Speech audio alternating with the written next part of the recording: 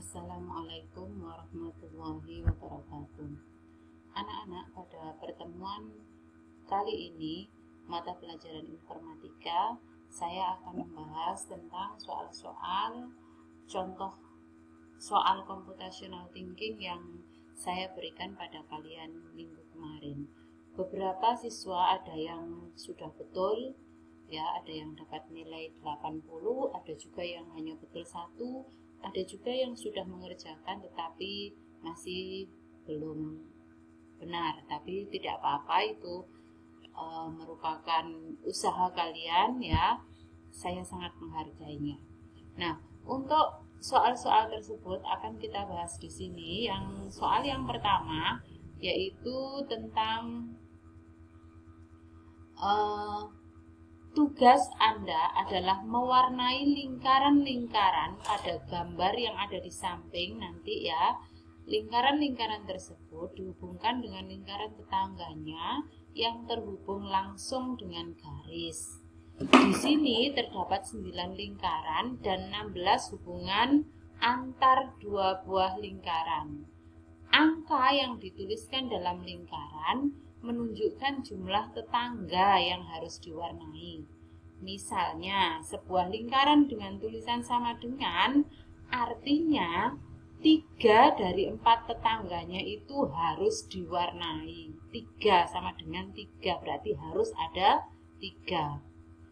Sebuah lingkaran yang bertuliskan kurang dari 4, artinya lingkaran tetangga yang harus diwarnai kurang dari 4. Kurang dari 4 itu bisa 1, bisa 2, bisa juga 3. Itu kan sudah kurang dari 4, ya.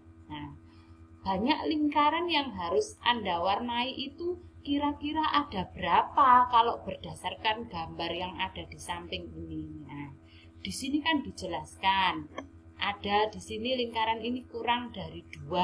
Berarti nanti dia harus ada 2 tetangganya itu yang harus diwarnai, entah yang mana. Nah, kalau yang ini kan sama dengan 4, dia punya tetangga itu 4, jadi semua keempat tetangganya itu harus diwarnai. Yang mana saja, ya kita lihat saja nanti, ya. Nah, kemudian dari sini kita akan mencoba satu-satu, ya. Untuk yang paling kecil kita contohkan. Di sini saya contohkan adalah yang sama dengan 2. Nah, di sini lingkaran sama dengan 2 ini punya tetangga berapa? 1, 2. Dan dia dinyatakan sama dengan 2. Berarti kedua tetangganya itu harus diwarnai. Nah, jadi lingkaran yang ini 2 tetangganya itu harus diwarnai karena di sini sama dengan 2. Maka kedua tetangganya harus diwarnai. Jadi yang harus diwarnai nanti yaitu kurang dari 4 dan lingkaran kurang dari 4 yang ini. 2 ini 1, 2, ya. Nah, seperti ini. Kan ini sudah betul, ya. Berarti tetangganya ini itu ada 2. Dua-duanya harus diwarnai. Nah, mana lagi? Kita berjalan ke atas. Nah, di sini 4 ini, ya, kurang dari 4 ini kan bisa banyak kemungkinan. Ini sudah diwarnai, kemungkinan ini saja kan bisa. Nah, kemungkinan yang lain ini, saya tidak melihat yang itu, saya lihat ini. Sama dengan 1, lingkaran ini sama dengan 1, berarti tetangganya itu yang harus diwarnai hanya ada 1. Padahal lingkaran ini itu punya tetangga 2. Nah, ini 1, 2 tetangganya. Nah, yang diwarnai harus 1 saja, berarti ini sudah diwarnai. Berarti yang sini tidak boleh diwarnai. Nah, karena ini tidak diwarnai, saya coba di sini. Di sini kan sama dengan 4. Dia punya tetangga yang diwarnai itu harus ada 4. Nah, kita lihat di sini dia tetangganya berapa? 1, 2, 3, 4, ya kan? Ini 1, 2, 3, 4. Karena dia itu sama dengan 4, berarti harus empat tetangganya harus diwarnai. Ini sudah ada satu tetangganya yang diwarnai, berarti kurang berapa?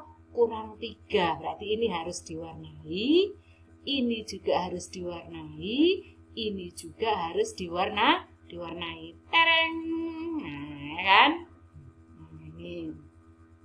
Jadi ini 4 ini sudah betul tetangganya itu sudah diwarnai semua. 1, kemudian 2, kemudian 3, kemudian 4 ini. Nah, apakah ini sudah mewakili? Saya contohkan yang ini. Kurang dari 2. Kurang dari 2 itu berarti kan cuma 1 tetangganya yang harus diwarnai. Padahal dia punya tetangga berapa? Punya tetangga 3. Tetapi yang harus diwarnai hanya 1. Teng, hanya ini saja. Nah, kita lihat yang ini sekarang. Sama dengan 3. Berarti dia harus punya tetangga 3 yang sudah diwarnai. Kita lihat 3 ini punya tetangga berapa? 1, 2, 3, 4. Padahal di sini dia diminta yang diwarnai hanya 3, sama dengan 3, ya kan? Nah, kita lihat tetangganya yang apakah ketiganya sudah diwarnai? Sudah. 1, 2, 3, berarti sudah betul kan? Nah, kita lihat yang bawahnya sekarang. Bawahnya ini angka lingkaran ini punya angka sama dengan 1, punya persamaan sama dengan 1. Padahal dia punya tetangga berapa? 1, 2, tetapi di sini menunjukkan sama dengan 1. Hanya 1 tetangganya yang boleh diwarnai. Apakah sudah betul ada 1 tetangganya yang diwarnai? Sudah betul.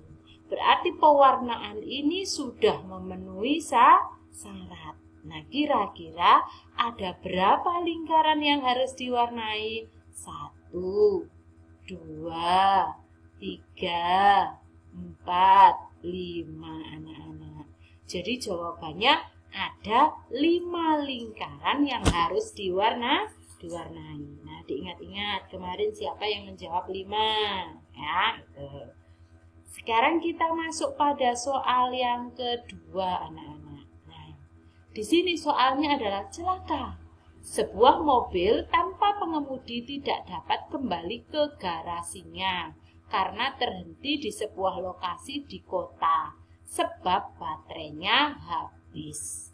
Sebelum baterainya habis, berkat sensornya mobil tersebut menemukan sebuah tempat parkir dan mengirimkan posisi objek yang ada di sekitarnya. Setiap objek mempunyai 2 nilai, yaitu sudut dan jarak dari mobil. Sudut diukur 360 derajat menggunakan sensor di atas atap mobil. Ini atapnya ya. Kalau di atas itu ini sensornya itu di atas atap mobil.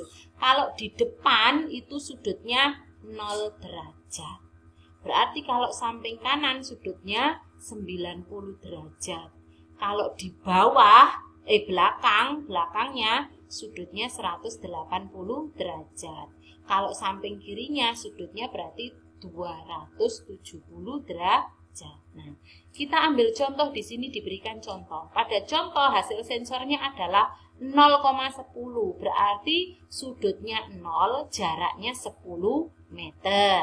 Nah, yang kedua 90,5 berarti sudutnya 90 derajat, jaraknya 5 meter. Yang di sini 180,4 berarti sudutnya 180 ya, jaraknya 4 meter. Nah, ini 0, 10, ini 90, 5, ini 180, jaraknya 4. Kita lihat.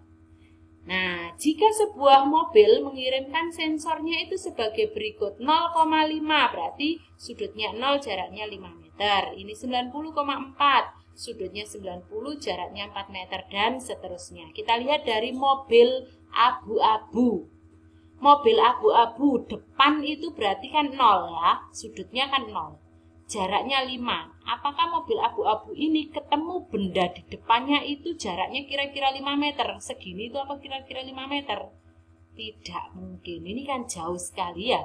Berarti mobil abu-abu ini bukan mobil yang hilang. Kita lihat dari yang kuning. Kuning, jarak di depan kan ini ya, 0 kan, 0 derajat, jaraknya 5 meter. Apakah benda ini itu jaraknya dari mobil itu 5 meter? Ini jauh loh ini ya. Kalau samping ini kanannya mungkin ini 4 atau 5 meter mungkin. Tapi kalau yang depannya ini tidak mungkin. Berarti kuning bukan mobil yang hilang. Kita coba yang merah. Depannya 0. Sudutnya 0. Jarak bendanya kira-kira apakah jarak benda ini dengan mobil itu kira-kira 5 meter? Mungkin, ya. Sebelah kanan, ya, kanan ini ya, benda kotak ini. Apakah kira-kira kanan kan 90 ya, apakah kira-kira 4 meter? Masih mungkin. Belakang 180 derajat, apakah mungkin benda ini jaraknya dari mobil 5 meter? Mungkin. Kemudian yang sebelah kiri 270 derajat. Jarak mobil merah ini dengan mobil biru ini apakah kira-kira 12 meter? Mungkin. Jadi kemungkinan besar mobil yang hilang itu adalah yang berwarna merah. Jadi jawabannya yang betul adalah mobil dengan warna merah. Kita lihat yang biru sekarang. Apakah tidak ada kemungkinan bagi yang biru, Bu? Kita lihat saja. Jarak ke depan, ya, jarak mobil ini 0 derajat kan berarti yang depan ya. Depan ini ke benda ini, apakah mungkin ini jaraknya 5 meter? Wow, jauh sekali segini. Apakah ini 5 meter? Sangat tidak mungkin. Jadi jawaban yang benar adalah kemungkinan besar mobil yang hilang itu adalah mobil yang warna merah ini, anak-anak. Nah, dari situ kemarin yang betul saya ucapkan selamat. Bagi yang masih salah, mudah-mudahan dengan penjelasan ini bisa dipahami.